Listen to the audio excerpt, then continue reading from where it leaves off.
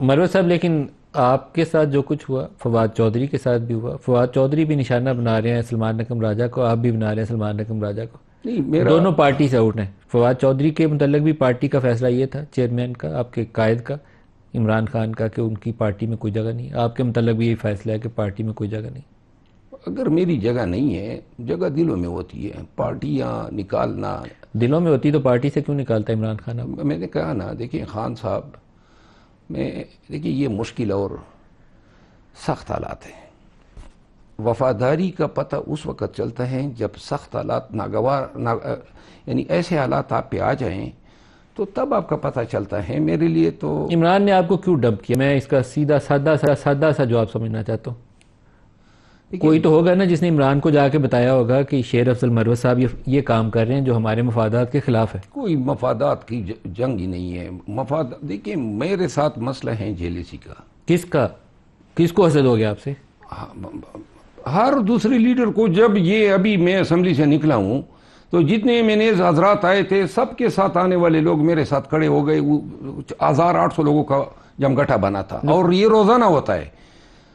ثوابی جلسے میں، اور اس سے پہلے ثوابی کے جلسے میں، اور لاہور کے جلسے میں تو لاسٹ ٹائم ان جلسوں میں تھا ہی نہیں. شہریار افریدی نے آپ کی حمایت میں بولا ہے، شوکت یوسفزئی نے آپ کی حمایت میں بولا ہے، آئی تھنک علی مین نے عمران خان کو جا کے کہا کہ فیصلہ ریویو کریں. تو وہ آوازیں باقی جگہ سے نہیں آئی مجھے کہیں سے. میرا خیال ہے کہ 41 ایمنیز نے، 41 ایمنیز نے جو ہیں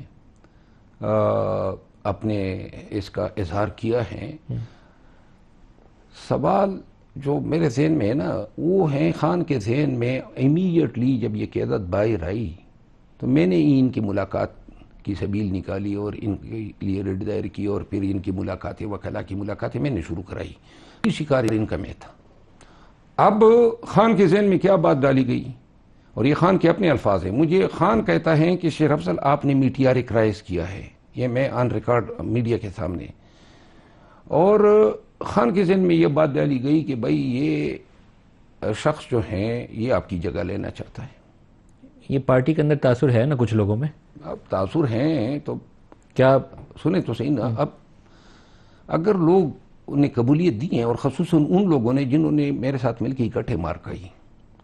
آج بھی پی ٹی آئی کا ورکر آپ سوشل میڈیا پہ دیکھ لیں، اس فیصلے کے خلاف جو ہے احتجاج کر رہا ہے. تو اس میں میرا قصور کیا ہے اگر لوگوں میں قبولیت ملی ہے؟ دوسری بات یہ ہے کہ خان صاحب جو ہیں اس کی اس اسیری کا فائدہ اٹھا کے نہ کہ صرف میرے معاملے میں بلکہ چند اور لوگ بھی ایک لسٹ پہ ہیں. کون؟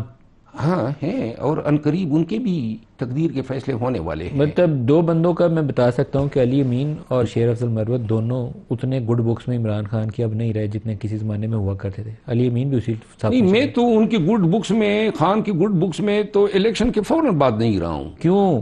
کیا کوئی ایسے کوئی اسٹیبلشمنٹ سے جفی ڈال لیا آپ نے؟ ان سے قربت آپ کی بڑھ گئی؟ کوئی راستے ادھر آپ نے سیدھے کر لیے؟ کیا کیا آپ نے؟ دیکھیں الزام لگانا تو آسان ہے نا. الزام تو یہی علی امین پہ بھی یہی الزام ہے. بتا میں آپ کو عرض کروں نا، 8 فروری کے الیکشن تک جب یہ تکالیفیں ہم برداشت کر رہے تھے، جلد سے جلوس نکال رہے تھے، آپ مجھے بتائیں پارٹی کو توڑنے میں کوئی کسر چھوڑی گئی؟ کوئی کسر چھوڑی گئی؟ کس نے اسٹیبلشمنٹ نے. آپ کے اسٹیبلشمنٹ سے تعلقات اچھے ہیں؟